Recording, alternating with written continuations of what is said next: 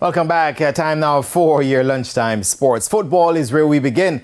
3 changes have been made to the Reggae Boyz squad for the upcoming CONCACAF Nations League matches against Honduras and Haiti. Forwards Michael Antonio and Corey Burke, as well as defender Dexter Limbekisa, have been replaced in the 23-man squad. No official reason has been given as yet for their replacement. Romario Williams, Javane Brown and Demario Phillips have been named as their respective replacements. The rest of the 23-man squad reads Captain Andre Blake and fellow goalkeepers Jamali Waite and Konya Boyce Clark. Defenders Damian Lowe, Tevon Gray, Ethan Pinnock, Adrian Mariappa, Amari Bell, Deshaun Bernard and Greg Lee. Midfielders Daniel Johnson, Bobby Reed, Casey Palmer, Joel Latiboder and Kevin Lambert. And forwards Leon Bailey, Damari Gray, Shamar Nicholson, Ronaldo Cephas and teenage sensation DeJohn Richards. The Reggae Boyz will play Honduras this Friday, September 8 and Haiti on Wednesday, September 13, both matches at the National Stadium. Now, Sri Lanka's under-19s reached 163 for 3 in their first innings against the West Indies under-19s at Stumps on day 1 of the first youth test, a 4-day encounter in Dambulla. Ravishan Natara was 31 not out when bad light stopped play in the post-T session and the day's play was eventually called off. Palindo Pereira has so far top scored with 71, while fellow opener and captain Sanat Jayawardena made 34.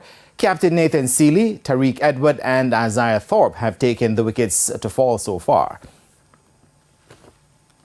Now, with the West Indies out of Test cricket until their tour of Australia in January, players will get a chance to impress the selection panel on an ATeam Tour of South Africa in November and December. Cricket South Africa confirmed that the Caribbean players will tour for a series of 3 unofficial tests.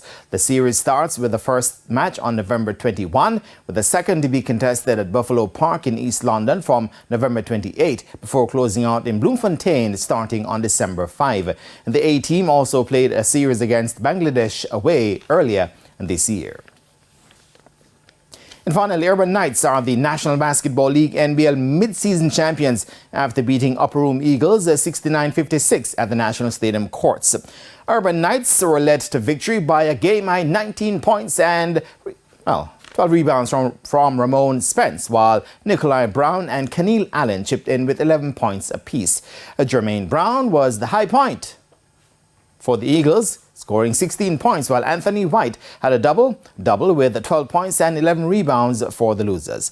Urban Knights coach Anil Brown says that the Eagles made the game tough for them.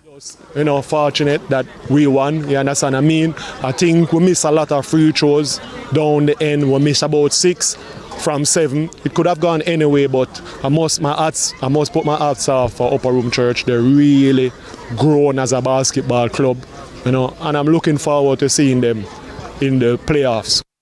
Meanwhile, Upper Room coach Simon Brown says the loss has only served as an extra motivation for his team for the rest of the season.